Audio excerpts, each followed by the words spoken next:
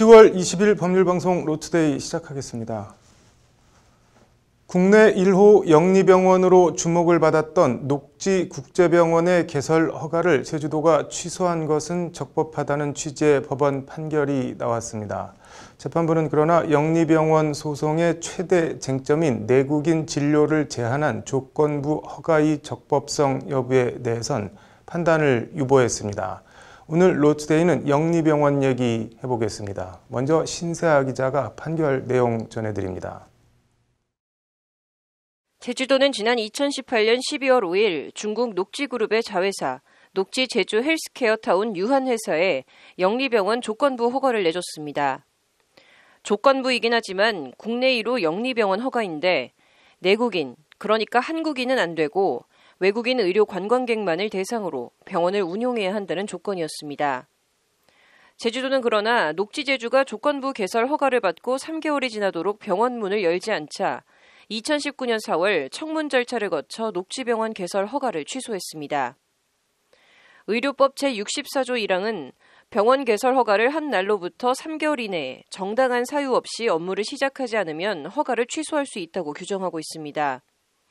녹지제주는 그러나 제주도 허가 취소 처분에 불복해 내국인 진료 제한 조건을 따라 녹지병원 개원을 허가한 것은 부당하다며 제주도를 상대로 소송을 냈습니다. 제주도가 애초 법에 근거도 없는 내국인 진료 제한 조건부 허가를 내주고 이를 취소했으니 그 취소 처분을 취소하고 내국인 진료 제한 없는 허가를 내줘야 한다는 취지의 소송입니다. 제주지법 행정일부는 하지만 녹지제주가 제주도를 상대로 낸 외국 의료기관 개설 허가 취소 처분 취소 소송에서 오늘 원고 패소로 판결했습니다.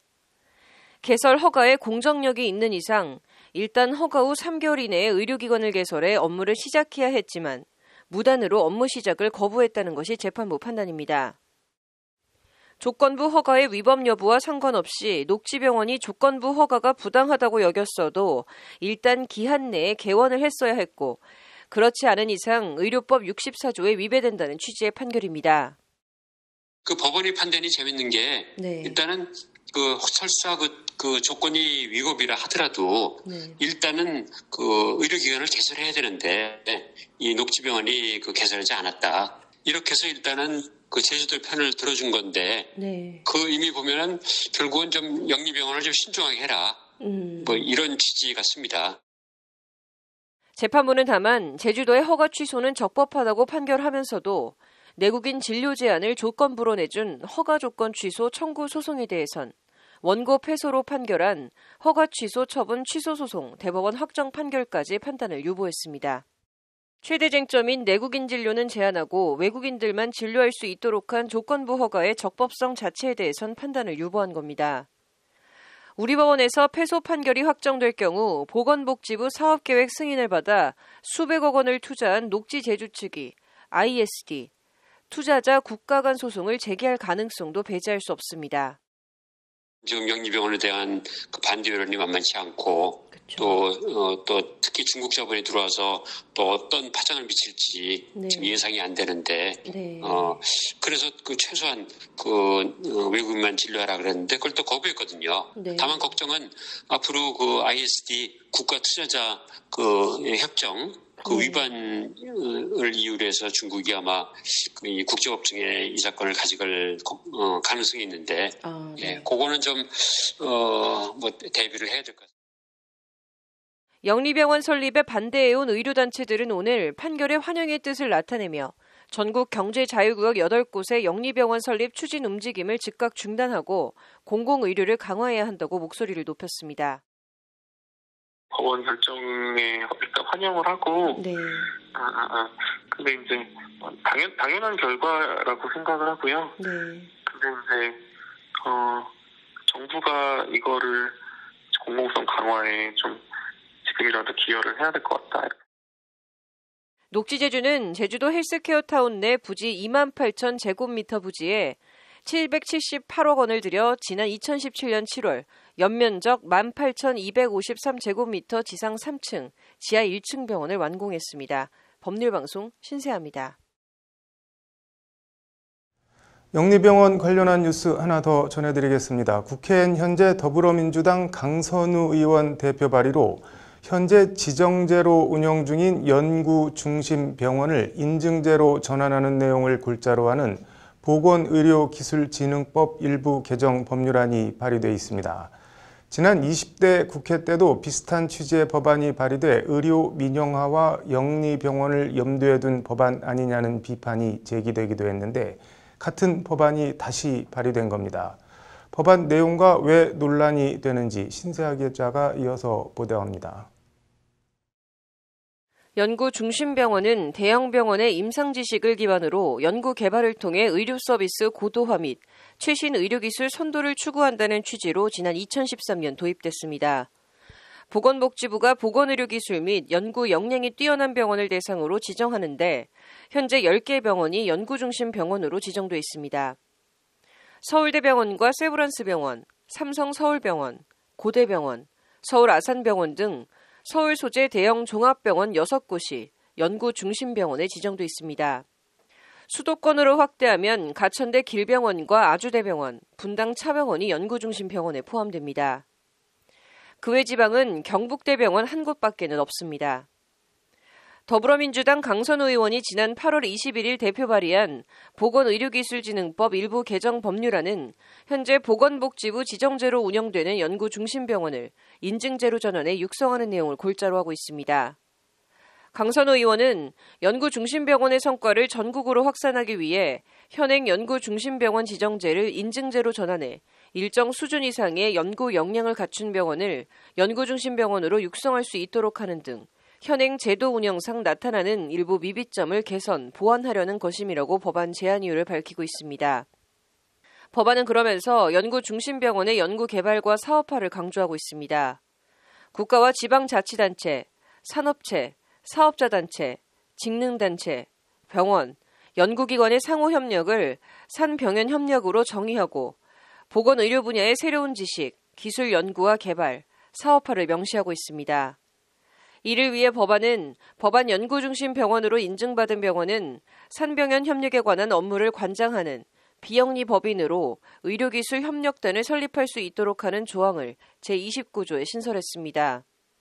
또 이 의료기술 협력단이 보건복지부 장관의 인가를 받아 보건의료기술 사업화를 목적으로 하는 의료기술 지주회사를 성립할 수 있도록 하는 근거조항도 새로 만들었습니다. 법안은 여기에 의료기술협력단이 보유한 기술을 활용해 직접 자회사를 설립할 수 있는 방안도 마련하고 있습니다. 연구중심병원에서 임상과 연구를 통해 집약된 보건의료기술을 자회사를 만들거나 산업체와 사업자단체, 직능단체 등으로 이전해 산업화할 수 있도록 하는 길을 열어놓고 있는 겁니다. 강선우 의원은 이에 대해 연구중심병원의 연구 성과가 논문, 특허 출원뿐 아니라 이를 기반으로 한 기술 창업, 신약 및 혁신 의료기기 개발 등 실용화까지 연결될 수 있도록 연구개발 관리 체계 도입이 필요하다고 법안 제안 취지를 설명했습니다. 그러나 일각에선 의료 산업화가 결국은 의료 민영화와 영리병원으로 귀결될 것이라는 비판이 제기됩니다. 현재 국내 의료법은 영리법인을 의료기관으로 설립할 수 없고 정부나 지자체, 학교법인, 사회복지재단, 의료법인 등만 비영리로 의료기관을 세울 수 있는데 산병연 협력을 명분으로 산업체와 사업자단체, 직능단체들이 사실상 영리병원을 세울 수 있는 길을 열어놨다는 겁니다. 이것들이 다 이제 비영리 병원이잖아요. 네. 그래서 병원에서 쓴 돈을 외부에서 배당을 받을 수가 없고 외부 투자자가 투자할 수가 없고 벌면 다 시설이나 인력 그 내부에서만 써야 되잖아요. 네. 근데 이제 이 법안이 통과가 되면은 여기서 기술지주 회사를 세우고 영리자 회사를 세워가지고 외부에서 투자 배당을 받을 수 있게 되니까 결국은 박근혜 정부 때 반대에 부딪혔던 영리자 회사 정책이랑 똑같은 건데. 실제 지난 20대 국회에서도 당시 자유한국당 이명수 의원 대표 발의로 연구중심 병원들의 산업화 전담 조직인 의료기술협력단과 자회사 설립 등의 내용을 담은 법안이 발의됐지만 의료 민영화와 영리병원 논란 속에 본회의를 통과하지 못하고 회기 만료로 폐기된 바 있습니다. 법안이 통과되면 의학연구의 진실성이 왜곡되고 과잉 의료와 의료비 폭등, 환자 건강이 심각하게 위협받는 최악의 결과가 초래될 수 있다는 것이 의료기술 사업화 법안 반대자들의 주장입니다. 근데 영리병원 영리병원은 건강보험 적용 대상인 요양기관이 아니기 때문에 그러다 보면 한국의 건강보험 당연지정제가 무너지는 거고, 그래서 이런 명분은 뭐 여러 가지 의료 공공성은 지키면서 산업 발전도 하겠다 이렇게 하지만 실제로는 이게 한국의 보건의료 체계를 건드리는 직접적으로 핵심적인 부분을 파괴하는 부분이기 때문에.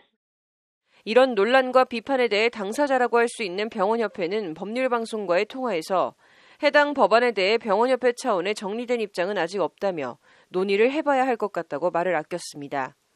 법률방송 신세아입니다. 네, 문재인 대통령 대선 캠프에서 홍보 고문으로 일한 최창희 공영 홈쇼핑 대표가 국회 국정감사에서 류호정 정의당 의원에게 어이라고 발언해 논란이 일고 있습니다. 해명을 두고 더 설왕설래가 오가는데 오늘 뉴스 사자성어는 돌로 이를 닦는다. 수석 침류 얘기해보겠습니다. 수석 침류, 양치질 수에 돌석, 백에 침, 흐를 류자를 씁니다. 돌로 이를 닦고 흐르는 물을 베개로 삼는다는 뜻입니다.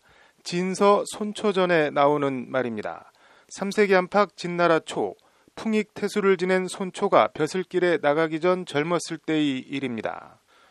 당시 사대부 사이에선 속세의 풍진과 도덕, 명문을 경시하고 노장의 사상, 무위자연을 추구하는 청담이 유행했다고 합니다. 이에 손초도 세상을 버리고 은거한 중림칠연처럼 속세를 떠나 살림에 묻히겠다며 친구인 왕제에게 자신의 결심을 얘기합니다. 이때 손초는 하지만 돌을 베개 삼아 눕고 흐르는 물로 이를 닦는다. 침석수류라고 해야 할 것을 수석침류, 돌로 이를 닦고 흐른 물로 베개를 삼아 눕는다고 거꾸로 말합니다. 왕제가 웃으며 실언임을 지적하자 자존심이 강하고 문제가 뛰어난 손초는 잘못 말한 것이 아니라고 강변합니다. 흐르는 물을 베개로 삼겠다는 것은 옛날 은사인 허유와 같이 쓸데없는 말을 들었을 때 귀를 씻기 위해서이고, 돌로 이를 닦겠다는 건 이를 단련하기 위해서다는 것이 손초의 강변입니다.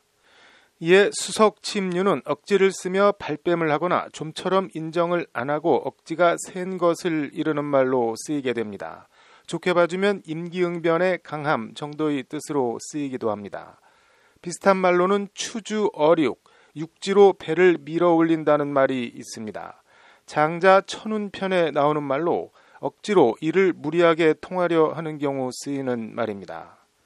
어제 국회 산자위 오전 국정감사에서 문재인 대통령 대선 캠프 홍보 고문을 지낸 최창희 공영 홈쇼핑 대표가 정의당 류호정 의원에게 어이라는 말을 해서 논란이 되고 있습니다. 문재인 대통령의 저서 제목이기도 한 사람이 먼저다라는 문구를 만들기도 한 홍보 전문가인 최창희 대표는 49년생으로 71살, 류호정 의원은 92년생으로 28살, 43살 차이가 납니다. 공영 홈쇼핑 마케팅 본부장 지인 특혜 채용 의혹에 대한 최창희 대표의 해명에 류호정 의원이 그런다고 지원서 허위 기재가 용인되지는 않는다고 말하자 최 대표가 허위 진술로 허위 기재라고 판단하지 않았다고 생각한다며 어이라고 말한 겁니다. 이에 류호정 의원은 곧바로 어이라고 반문했지만 최창희 대표는 발언을 계속 이어나갔고 질의 시간이 끝나면서 언쟁이 더 이어지진 않았습니다. 하지만 언론과 네티즌의 지적과 비판이 이어지자 공영 홈쇼핑은 오후에 최 대표의 답변 중 어이 발언은 호칭이 아닌 감탄조사와 같은 혼잣말 표현이라는 해명 자료를 냈습니다. 통상 자신보다 아랫사람을 부르는 호칭인 어이라고 말한 게 아니라 하는 잠시 뜸을 들이는 별뜻 없는 감탄조사 혼잣말을 했다는 겁니다. 오후 질의 시간에 류 의원이 제가 사장님 친구도 아닌데 라며 어이 발언을 지적하자 최창희 대표는 그냥 허위라고 했던 것 같은데 잘 모르겠다. 마스크를 쓰고 있어서 라며 만약에 오해가 있었다면 사과드린다고 말했습니다. 일련의 발언과 해명에 류호정 의원은 그럴수록 구차해지는 건 제가 아닌 것 같다며 국정감사에서 어이 하면서 말을 끊다니 다른 의원에 그런 일이 발생했다고 상상해봐라. 있을 수 없는 일이라고 지적했습니다. 정의당은 어이라는 발언으로 의원 질의를 중단시키는 일은 듣도 보도 못했다며 단순한 감탄조사였다고 둘러댄 점은 더욱 어이가 없다고 강하게 성토했습니다. 류 의원은 최창희 대표의 지인 특혜 채용 의혹에 대해선 최 대표가 만든 문재인 대통령의 선거 슬로건 사람이 먼저다를 언급하면서 내 사람이 먼저다 아니냐고 꼬집기도 했습니다. 어이라고 호칭을 한 게 아니라 어라고 혼잣말을 했다는 해명. 최 대표가 지시했는지 직원들이 알아서 해명 자료를 냈는진 모르겠으나 수석 침류, 돌로 이를 닦는다고 끝까지 우기던 손초가 1700년 만에 대한민국 국회 국감장의 재림이라도 한 걸까요? 어이라는 말은 난무했지만 정작 어이, 어처구니는 없는 하루였습니다. 뉴스 사자성어였습니다. 네, 이어서 법조계 소식 전해드리겠습니다. 라임 사태 몸통으로 지목된 김봉현 전 스타모빌리티 회장이 제기한 검사 향응 접대 의혹 등을 수사할 전담 수사팀이 서울 남부지검에 꾸려졌습니다. 전담 수사팀은 금융조사부 소속 검사 등 검사 5명으로 구성됐고 수사 지휘는 라임 사건을 맡고 있는 김락현 형사 6부장이 맡았습니다. 법조 분야 5년 이상 경력 신임법관 155명에 대한 신임법관 임명식이 오늘 대법원에서 열렸습니다. 출신별로는 검사 15명, 법무법인 변호사 71명, 국선전담 변호사 19명, 공공기관 소속 14명 등입니다. 사법고시 출신은 98명이고 로스쿨 졸업자는 57명입니다. 2조 원대 다단계 판매 사기로 징역 12년을 선고받고 복역 중인 주수도 전 제2그룹 회장이 옥중 사기로 징역 10년과 추징금 444억 원을 추가로 확정받았습니다. 주 씨는 수감 중에도 측근들을 이용해 1,137억 원대 투자 사기를 벌인 혐의로 추가 기소됐습니다. 잦은 음주 문제로 가족과 다툼을 겪던 50대 아들을 목 졸라 살해한 70대 노모에 대해 검찰이 징역 20년을 구형했습니다. 증인으로 출석한 딸은 오빠가 평소에도 만만한 엄마를 때렸다며 돈벌이도 못하는 오빠가 엄마만 잡은 것 같다고 말했습니다. 10월 20일 법률방송 로투데이 마치겠습니다. 시청해 주셔서 감사합니다.